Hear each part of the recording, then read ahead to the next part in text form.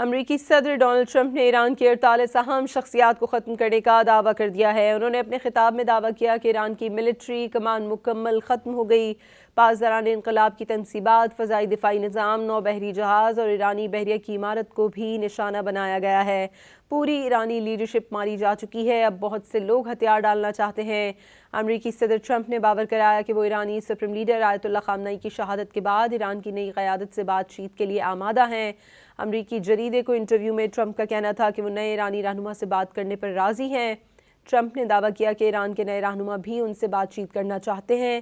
صدر ٹرمپ نے پیشکش کی کہ پاسداران انقلاب ایرانی فوج اور پولیس ہتھیار ڈال دے تو ان کی جان چھوٹ سکتی ہے، ہتھیار نہ ڈالے تو موت کا سامنا کریں۔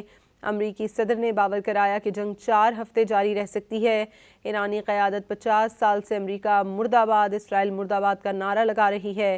یہ ناقابل برداشت دھمکیاں مزید جاری نہیں رہیں گی۔ اہداف کے حصول تک فوجی آپریشن جاری رہے گا۔ مزید امریکیوں کی ہلاکتوں کا امکان ہے۔ ہر امریکی کے قتل کا بدلہ لیں گے۔ امریکی صدر ڈونلڈ ٹرمپ نے کہا کہ امریکہ ایرانی شہریوں کے ساتھ ہے۔ ایرانی عوام اس موقع سے فائدہ اٹھائیں اور اپنا ملک واپس لیں۔